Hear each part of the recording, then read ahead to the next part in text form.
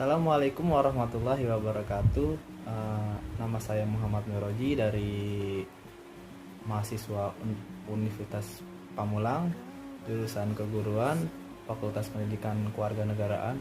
Di sini saya akan mencoba menjelaskan sedikit tentang keluarga di ilmu sosiologi Indonesia.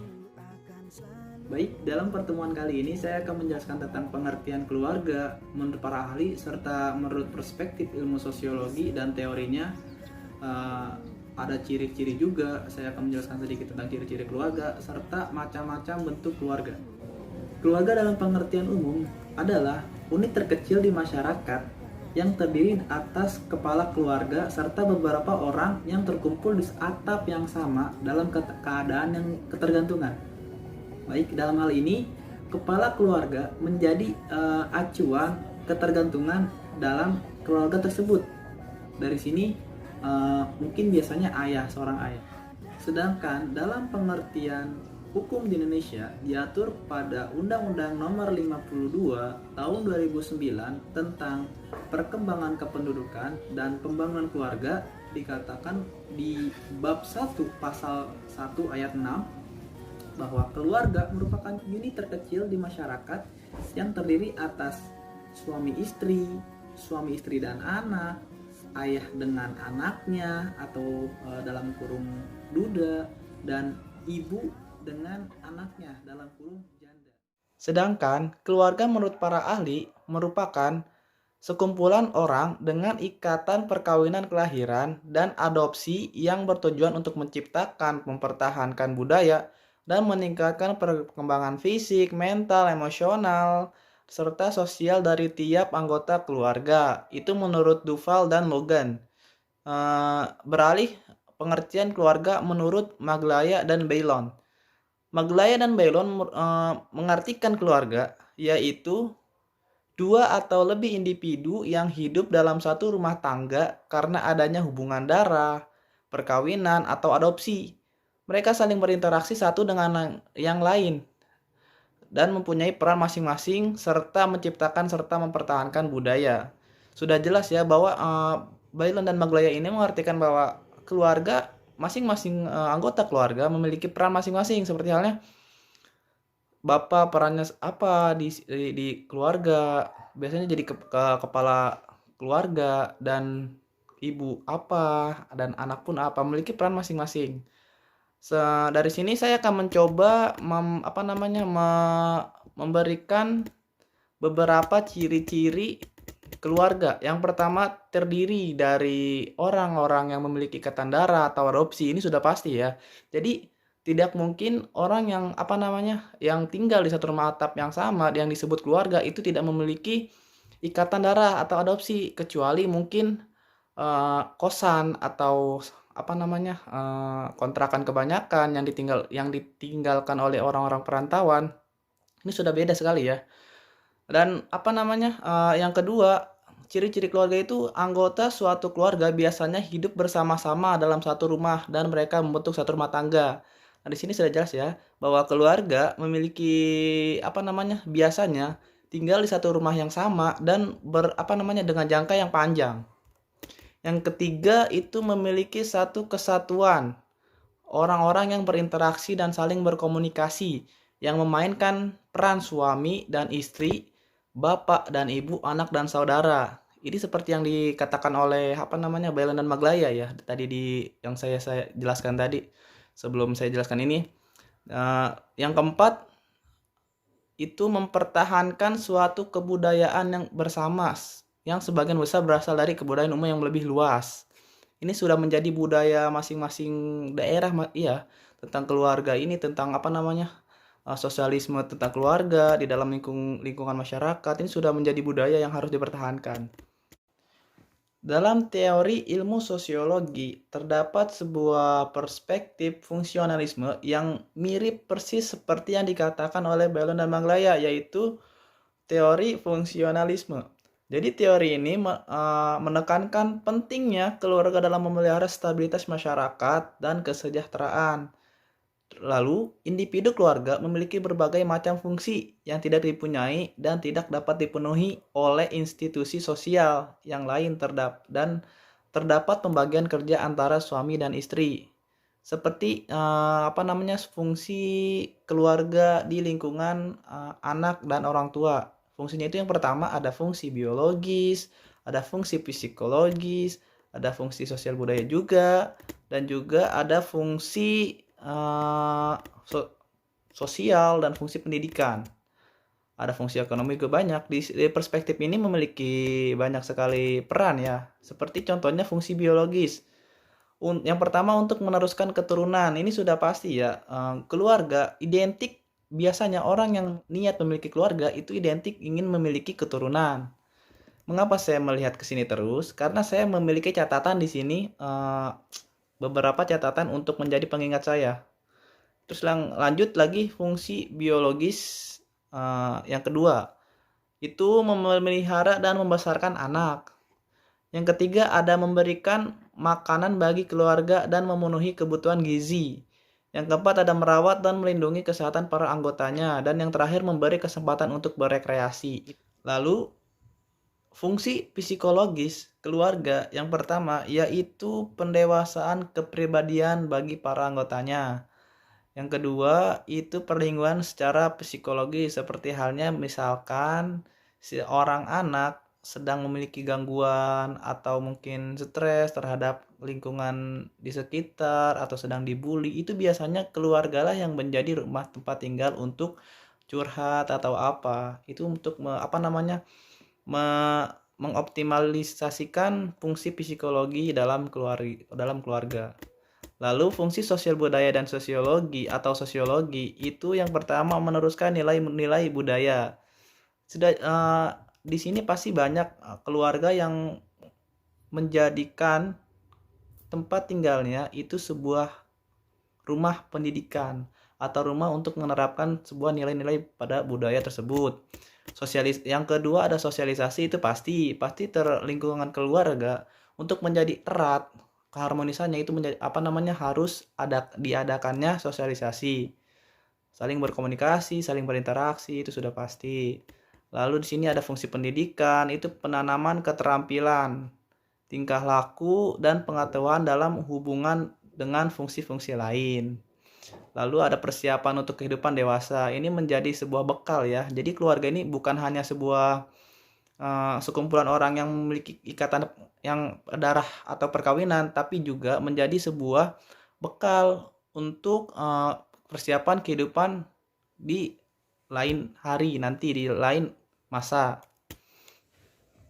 Pada teori konflik dan feminisme, kedua perspektif ini merupakan kritik terhadap perspektif fungsionalisme yang menyatakan bahwa keluarga merupakan sumber ketidakadilan sosial dan konflik atas nilai, tujuan, dan akses terhadap sumber dan kekuasaan. Nah, dalam teori konflik menyatakan bahwa keluarga berada dalam ekonomi kapitalis yang dapat disamakan dengan pekerja dalam sebuah pabrik. Di rumah, misalkan wanita di bawah dominasi pria sama dengan pekerja di bawah dominasi kapitalis dan manajer di pabrik. Nah, konflik kelas dalam keluarga menyebabkan masalah perceraian dan ketidakharmonisan.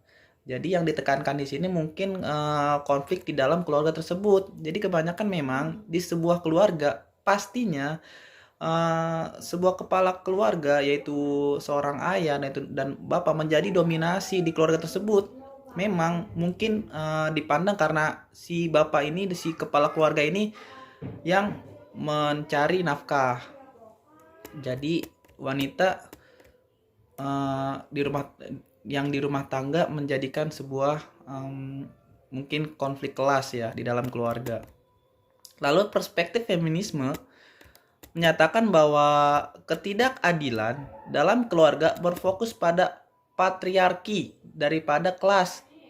Nah, dominasi pria atas wanita sudah berlangsung lama, jauh sebelum munculnya kapitalisme dan pemilikan modal pribadi. Nah, pria pun memiliki keuntungan berupa hak-hak istimewa, privilege yang diperoleh dari statusnya sebagai pencari nafkah dalam keluarga. Nah, sama hal yang seperti yang saya sampaikan di teori konflik tadi. Baik, setelah saya menjelaskan sedikit tentang pengertian keluarga, ciri-ciri keluarga dan teori keluarga tadi, saya akan beralih menjelaskan sedikit tentang bentuk keluarga. Seperti teman-teman ketahui bahwa bentuk keluarga itu ada banyak. Yang pertama ada menurut garis keturunan, jenis perkawinan, permukiman, jenis anggota, dan kekuasaan. Yang pertama saya akan memberikan penjelasan tentang bentuk keluarga berdasarkan garis keturunan. Yang pertama ada patrilinear. Nah, patrilinear ini adalah keturunan sedarah yang terdiri dari sanak saudara sedarah dalam beberapa generasi, di mana hubungan itu disusun melalui jalur garis ayah. Seperti misalkan di daerah timur sana terdapat garis keturunan yang terdiri dari diambil dari garis darah itu ayah. Misalkan lebih ke marga ya. Misalkan si anak ini marganya itu Al-Haddad. Nah, pastinya ngambil silsilah dari si ayahnya yaitu Al-Haddad juga. Tidak mungkin dari si ibu karena menganut garis keturunan itu patrilinear. Berbeda dengan matrilinear, matrilinear itu kebalikan dari patrilinear. Nah, matrilinear ini adalah keluarga sedarah yang terdiri dari sanak saudara-saudara di dalam beberapa generasi di mana hubungan itu disusun melalui jalur garis ibu. Biasanya mungkin di Indonesia ini ada, hanya saja mungkin kalau tidak salah ya, itu di Sumatera Barat, di adat Minang. Nah, lanjut saja. Itu berdasarkan jenis perkawinan. Nah, berdasarkan jenis perkawinan, yang pertama itu ada monogami. Nah, monogami ini adalah keluarga di mana terdapat seorang suami dengan seorang istri. Nah, ini awam ya. Ini awam sekali. Suami dan istri. Dan hanya satu itu aja tuh seumur hidupnya. Dan yang kedua ada poligami. Nah, poligami ini adalah keluarga di mana terdapat seorang suami dengan lebih dari satu istri.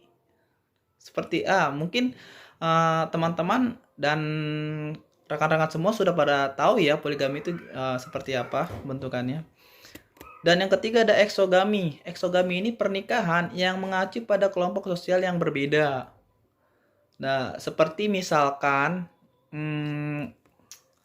orang Sunda dengan orang Jawa gitu. Dan menikah.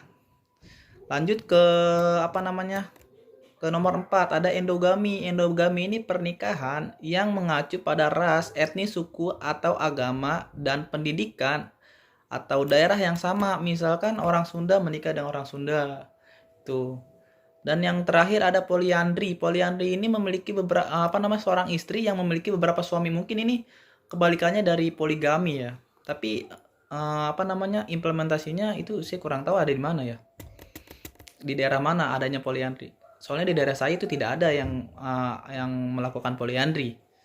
Nah, lanjut ke berdasarkan pemukiman. Ada patrilokal. Nah, patrilokal ini adalah pasangan suami istri tinggal bersama atau dekat dengan keluarga saudara suami. Misalkan si istri ini tinggal sama mertuanya, itu mungkin ya. Dan ada matrilokal. Nah, matrilokal ini adalah pasangan suami istri tinggal bersama atau dekat dengan keluarga satu istri. Nah, ini kebalikan dari patrilokal ya. Ada neolokal juga nih. Neolokal ini yang ketiga. Neolokal ini adalah pasangan suami istri tinggal jauh dari keluarga suami maupun istri. Nah, biasanya yang seperti ini itu orang-orang yang perantau. Jadi yang biasanya mudik tuh, yang biasanya mudik. Jadi si suami dan istri ini memiliki kampung misalkan di Surabaya dan si suami istrinya ini tinggal di Tangerang. Nah, jadi dia mudik tuh. Nah, itu namanya neolokal yang trending di zaman sekarang ya. Lanjut berdasarkan jenis anggota keluarga. Jadi yang pertama ada keluarga inti atau nuclear family, yaitu keluarga terdiri dari ayah, ibu dan anak-anak. Itu umum ya. Itu namanya keluarga inti. Jadi ayah, ibu dan anak itu namanya keluarga inti. Sedangkan keluarga besar itu namanya atau dibilang extended family, itu terdiri dari kakak, nenek, keponakan, dan lain-lain. Saudara yang sedarah dari garis keturunan kakek dan nenek. Itu namanya extended family, keluarga atau keluarga besar. Dan yang ketiga ada keluarga berantai atau serial family. Nah, serial family ini terdiri dari wanita dan pria yang menikah lebih dari satu kali dan merupakan satu keluarga inti. Nah, lanjut ke keluarga duda dan janda atau single family. Ini single parents biasanya ya. Dari keluarga yang terjadi karena perceraian atau kematian. Yang kelima ada keluarga berkomposisi atau composite, atau keluarga yang perkawinannya berpoligami dan hidup secara bersama. Seperti yang di atas tadi ya. Dan yang keenam ada keluarga kabitas atau cohabitation. Dua orang. Jadi keluarga cohabitation ini adalah dua orang yang terjadi tanpa pernikahan tetapi membentuk suatu keluarga. Cohabitation ini biasanya biasa dilakukan oleh orang-orang barat atau orang-orang luar Indonesia. Jadi mereka percaya bahwa untuk membentuk suatu keluarga itu tidak harus menikah gitu. Jadi hanya kita tinggal satu rumah, memiliki anak ya sudah gitu. Jadilah sebuah keluarga. Lanjut terakhir yaitu berdasarkan kekuasaan. Yang berdasarkan kekuasaan, yang pertama itu ada patriarkal, yaitu keluarga yang dominan dan memegang kekuasaan dalam keluarga adalah pihak ayah. Dan yang kedua itu ada matrikal, ada keluarga yang dominan dan memegang kekuasaan dalam keluarga adalah pihak ibu. Ini kebalikan dari patriarkal. Yang ketiga ada equalitarium, adalah keluarga yang memegang kekuasaan adalah ayah dan ibu. Jadi ini equalitarium ini balance ya, sama dengan ya. Nah, dari bentuk keluarga tadi, Barges menyimpulkan karakteristik keluarga itu ada 5. Ada 4 ya. Yang pertama, keluarga terdiri dari orang-orang yang terikat oleh perkawinan, hubungan darah atau adopsi. Dan yang kedua, itu anggota keluarga hidup bersama di bawah satu atap atau rumah dan merupakan satuan rumah tangga atau mereka menganggapnya sebagai rumah sendiri. Dan yang ketiga, keluarga terdiri atas orang-orang yang berinteraksi dan berkomunikasi satu dengan yang lain menurut peranan masing-masing. Seperti misalnya sebagai suami istri, ayah, ibu, anak, laki-laki, anak perempuan, kakak, atau adik laki-laki atau perempuan, dan sebagainya. Dan yang terakhir, keluarga menghidupkan kebiasaan dan kebudayaan tertentu yang diturunkan dari budaya umum atau masyarakat dan keluarga sendiri, dan seringkali mempraktikannya sendiri dalam bentuk tertentu. Nah, cukup sekian penjelasan saya dari keluarga tentang ilmu sosiologi dalam keluarga. Nah, dari uraian di atas, saya merumuskan bahwa pengertian sosiologi keluarga sebagai ilmu pengetahuan kemasyarakatan, yaitu mempelajari tentang pembentukan keluarga, hubungan dan pengaruh timbal balik dari aneka macam gejala sosial, terkait dengan hubungan antar dan intermanusia dalam kelompok keluarga, dan sistem kelembagaan sosial dengan individu, dan sebaliknya, struktur sosial, proses-proses dan perubahan sosial, tindakan sosial, perilaku sosial, serta aspek-aspek kelompok maupun produk kehidupan kelompok. Untuk penjelasan yang kurang jelas silahkan ditanyakan di bawah dan diskusikan di bawah. Nanti insya Allah dijawab. Baik, cukup sekian. Wabillahi taufiq wal hidayah. Wassalamualaikum warahmatullahi wabarakatuh. Semoga bermanfaat dan sampai jumpa.